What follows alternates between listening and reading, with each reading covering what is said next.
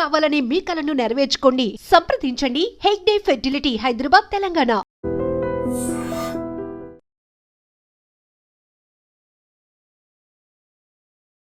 మహిళా రక్షణకు అందరూ కలిసికట్టుగా నినాదంతో విశాఖ పోలీస్ ఆధ్వర్యంలో పెద్ద ఎత్తున అవగాహన కార్యక్రమం జరిగింది. వివిధ స్కూల్స్కి చెందినటువంటి విద్యార్థులంతా కూడా ఇక్కడికి చేరుకున్నారు.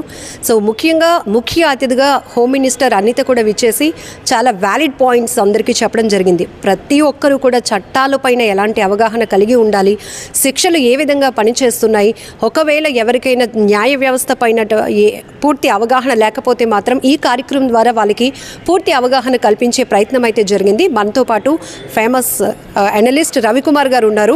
సార్ కూడా చాలా వ్యాలిడ్ పాయింట్స్ స్టూడెంట్స్కి అయితే చెప్పడం జరిగింది. ఎందుకంటే డిజిటల్ యుగంలో ఎలాంటి మిస్టేక్స్ జరుగుతున్నాయి, పోక్సో యాక్ట్ అనేది ఎక్కువగా వింటూ ఉన్నాం, పోక్సో కేసులు పెరుగుతున్నాయి, ఎక్కడ ఫెయిల్యూర్స్ ఎక్కడ జరుగుతున్నాయి, పోక్సో యాక్ట్ కూడా ఎఫెక్టివ్గా ఎలా పనిచేయగలుగుతోంది అనే విషయాలు కూడా తెలుసుకుందాం.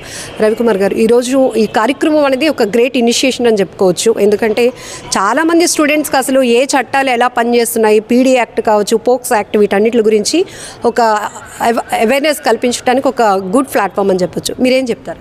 అంటే ముఖ్యంగా పోక్సో యాక్ట్ అనేది మహిళలకి ఇంతవరకు అవగాహన కార్యక్రమాలు ప్రతి ఎన్జిఓస్ అవన్నీ జరిపినాయి. బట్ ఇప్పుడు చాలా డిఫరెంట్గా ఏంటంటే అది దానికి రూట్ కాజ్ అయిన ఇప్పుడు ఒక మేల్ పర్సన్ తాలూకా మొలెస్టేషనో లేకపోతే రాంగ్ ఇంటెన్షన్స్ ద్వారానే కదా ఈ పోక్సో రిలేటెడ్ కేసెస్ ఫైల్ అవుతాయి. సో దీని మీద మగవాళ్ళకే చదువుకున్న కాలేజ్ స్టూడెంట్స్కి వీళ్ళకే అవగాహన కల్పిస్తే అది ఏ విధంగా ఉపయోగపడుతుందనేది ఏదైతే హోంమంత్రి గారు ఆలోచన చేశారో అది నిజంగా ఒక మంచి కార్యక్రమం. ఎందుకంటే ఇది ముఖ్యంగా కాలేజ్ చదివే స్టూడెంట్స్ ఎస్పెషల్లీ ఈ మేల్ జనరేషన్కి తెలియాలి. ఈ యాక్ట్స్ మీద సీరియస్నెస్ లేకపోవడం వల్ల ఏంటంటే వాళ్ళ అమ్మాయిలతో ఎలా ఉన్నా పర్వాలేదు. దానికి తోడు ఇప్పుడు ఈ సాంకేతిక రంగం విపరీతంగా పెరిగిన తర్వాత use of social media platforms కానీ అన్నిటి కూడా విశృంఖలంగా ఈ అడల్టరీ కంటెంట్స్ని, చైల్డ్ పార్న్ కంటెంట్స్ని వీటన్నింటిని ప్రమోట్ చేయడం, పిల్లలు కూడా వాటికి అలవాటు పడడం, ఇవన్నీ కూడా ఎక్కువగా జరుగుతున్నాయి.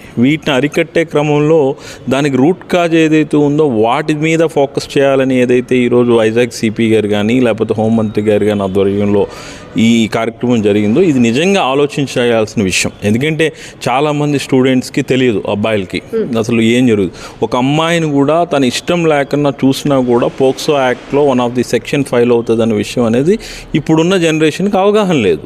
సో ఇలాంటి విషయాల వల్ల ఏంటంటే వాళ్ళు ఆకతాయిగా అమ్మాయిలు చూడడం, ఎగతాళి చేయడం ఇవన్నీ కూడా ఏంటంటే పర్వాలేదేమో అనుకుంటారు. అవి కాలేజ్ డేసో లేకపోతే స్కూల్ డేస్ వరకు అమ్మాయి ఏ విధంగా రియాక్ట్ అవునంత వరకు ఉపయోగపడుతుందేమో. కానీ వన్స్ ఏమైనా రియాక్ట్ అయ్యి దీనివైనా బలమైన వ్యక్తులు ఎవరైనా ఉండి ఈ కేసెస్ కానీ పెట్టడం కానీ జరిగిందనుకో వాళ్ళ జీవితం పోతుందనే విషయం అనేది వీళ్ళకి తెలియదు. దాని మీద అవగాహన ఏదైతే కల్పించాలని ఈరోజు ప్రయత్నం చేశారో ఇది నిజంగా మంచిది. ముఖ్యంగా మనం చెప్పాల్సింది ఏంటంటే యువతకి ప్రజెంట్ మనం సాంకేతిక అనారోగ్యంతో బాధపడుతున్నాం. సాంకేతిక అనారోగ్యం చాలామంది అనుకోవచ్చు ఇదేదో ఫేస్బుక్ లేకపోతే ఇన్స్టాగ్రామ్స్, లింక్డ్ఇన్లు, సోషల్ మీడియా, ట్విట్టర్లు వాటిని యూజ్ చేసి మనం ఏదైనా సాధించవచ్చు. దానివల్ల వన్ డే నువ్వు ఫేమస్ హీరో అవుతావేమో కానీ జీవితాంతం నీ తల్లిదండ్రులకి నరకం చూపించే పరిస్థితి తీసుకొస్తుంది అన్న విషయం అనేది ప్రజలు మర్చిపోతున్నారు.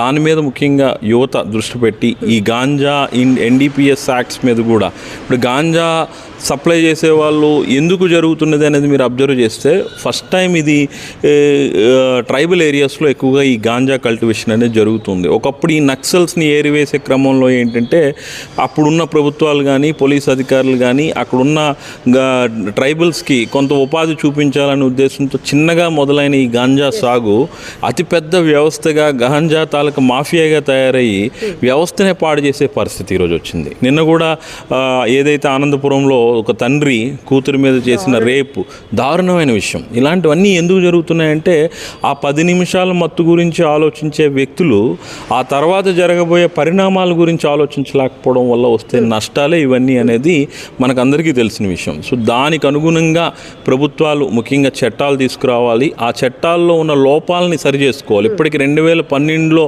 వచ్చిన ఈ పోక్సో యాక్ట్ దాదాపుగా పుష్కర కాలం అయింది. పుష్కర కాలంలో ఎన్ని కేసెస్ని రిజాల్వ్ చేయగలిగారు, కన్విక్షన్స్ ఎన్ని పడినాయో మీరు చూస్తే చాలా తక్కువ.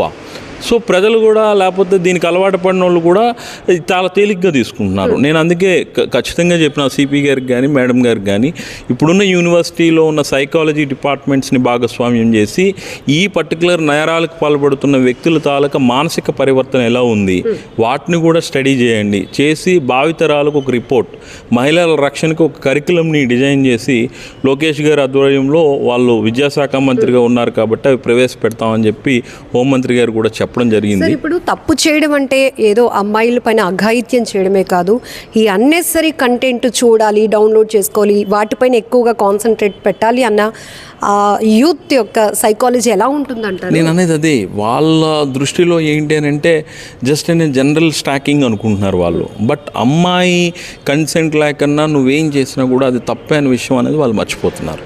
ఎస్పెషల్లీ పోక్సో వరకు ఏంటంటే అది మైనర్ పిల్లలకి జరిగే అఘాయిత్యాలు. అఘాయిత్యం అంటే ఒక మైనర్ని ఏ విధంగా అఘాయిత్యం, రేపు ఒక్కటే కాదు కదా అఘాయిత్యం అనేది. అమ్మాయిని కొన్ని బ్యాడ్ టచెస్ ఉంటాయి, గుడ్ టచెస్ ఉంటాయి, దానికి అనుగుణంగానే ఈరోజు నేను చెప్పడం జరిగింది. స్కూల్స్లో ఒకప్పుడు ఎస్పీఎల్ అని ఒక స్కూల్ లీడర్షిప్ని ఎవరో ఒకరిని పెట్టి మానిటర్ చేసేవారు. వాళ్ళు ఏమైనా తప్పులు చేస్తున్నారా, పిల్లలు యూనిఫామ్ సరిగా వేసుకోలేదా, షూ సరిగా వేసుకోలేదు అనేది. అలానే ఇప్పుడు స్కూల్లో కూడా మోరల్ పోలీసింగ్ని కూడా వీళ్ళు స్టార్ట్ చేయాలి.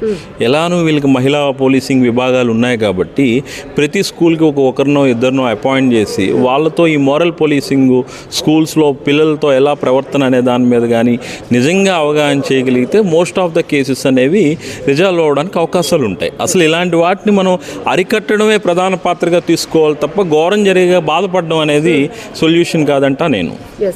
ఇప్పుడు హోంమంత్రి గారే కోర్టు సినిమా చూస్తే మీకేమి ఐడియాలజీ వచ్చింది అన్నప్పుడు చాలామంది స్టూడెంట్స్ వాళ్ళ ఆస్పెక్ట్లో వాళ్ళకి అర్థమైంది చెప్పారు.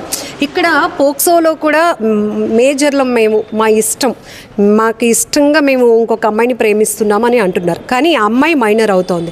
సో దీనిపై కూడా చాలామందికి అవగాహన ఉండట్లేదు. అంటే ఇక్కడ మైనరా మేజరా అనేది అమ్మాయి ఏంటంటే మీకు ఇందాక చెప్పిన ఈ డిజిటల్ వరల్డ్లోకి వచ్చిన తర్వాత ప్యాషన్ వరల్డ్లో వాళ్ళు ఎలా అంటే వాళ్ళే నేను అందంగా ఉంటాను, నేను 18 ఏళ్ళు దాటిన అమ్మాయి ఎలా ఉంటుందో నేను అలానే ఉంటున్నాను కదా అనే ఒక అవగాహన లోపంతో వాళ్ళు ఓవర్ రియాక్ట్ అవ్వడం, ఫ్లర్టింగ్స్కి వీటికి వాటికి పడిపోవడం ఇవన్నీ జరుగుతున్నాయి. సో దీనివల్ల ఎంతమంది అవగాహన కార్యక్రమాలు చేసినా కూడా సెల్ఫ్ రెస్పెక్ట్ టు సే ఏంటంటే అది మన నుండే స్టార్ట్ అవ్వాలి పరివర్తన అనేది.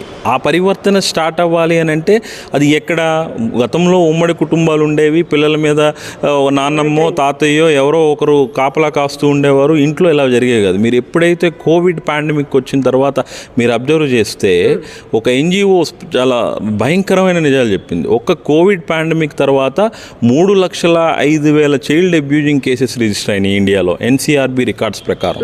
అంటే 65% ఆఫ్ ద హయ్యెస్ట్ రేట్.